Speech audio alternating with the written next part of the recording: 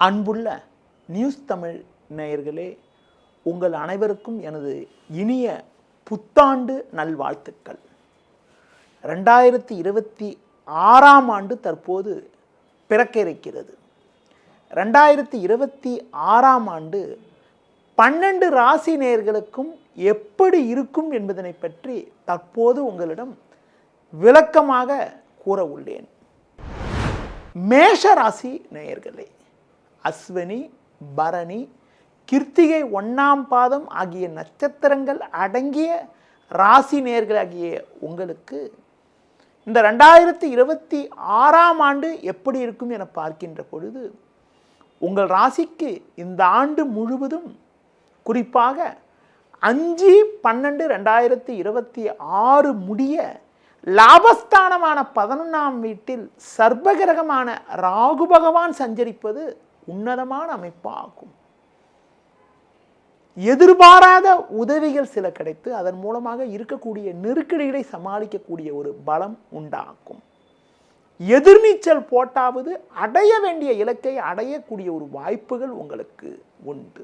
மேஷராசியில் பிறந்த உங்களுக்கு திருக்கணித சித்தாந்தப்படி இந்த ஆண்டு முழுவதும் உங்கள் ராசிக்கு விரயஸ்தானம் என வர்ணிக்கப்படக்கூடிய 12ஆம் வீட்டில் ஒரு ராசியில் அதிக காலம் தங்கக்கூடிய கிரகமான சனி பகவான் சஞ்சரிப்பதால் உங்களுக்கு 7.5 சனியில் விரயச்சனி நடக்கிறது.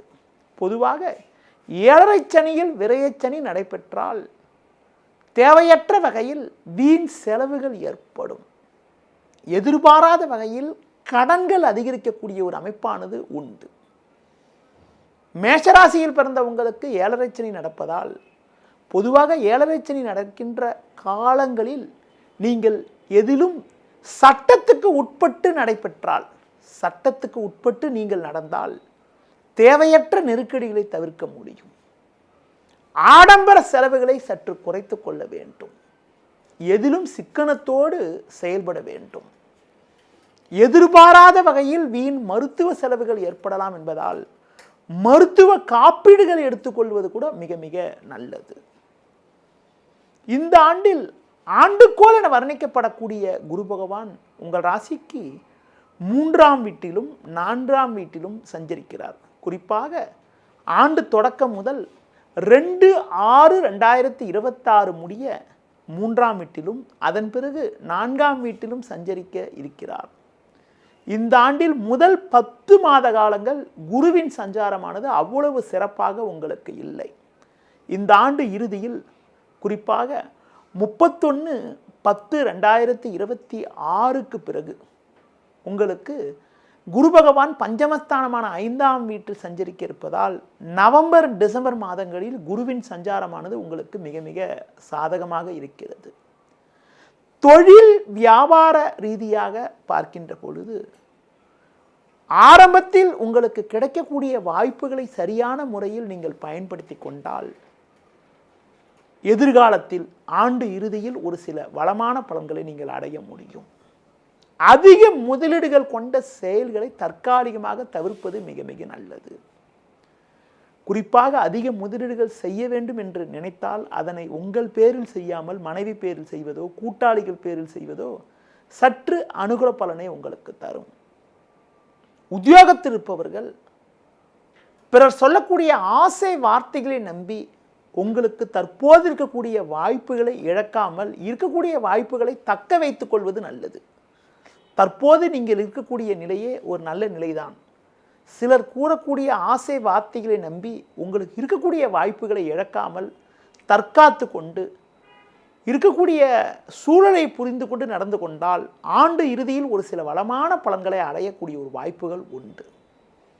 7.5 சனி நடப்பதாலும் 3 நாளில் குரு பகவான் சஞ்சரிப்பதாலும் நீங்கள் ஆண்டு முற்பாதியில் நீங்கள் சற்று கவனத்தோடும் நிதானத்தோடும் செயல்பட வேண்டிய நேரமாகும். உங்கள் ராசிக்கு 3இல் சஞ்சரிக்கக்கூடிய குரு பகவான் ஜூன் 2ஆம் தேதி வரை குறிப்பாக தனது சிறப்பு பார்வையாக 7, 9, 11 ஆகிய ஸ்தானங்களை பார்ப்பார்.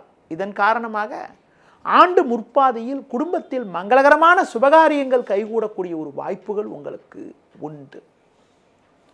பண விஷயத்தில் சற்று சிக்கனத்தோடு இருக்க வேண்டும். ஆடம்பர செலவுகளை சற்று குறைத்து கொள்ள வேண்டும். உணவு விஷயத்தில் சற்று கட்டுப்பாடோடு இருக்க வேண்டும்.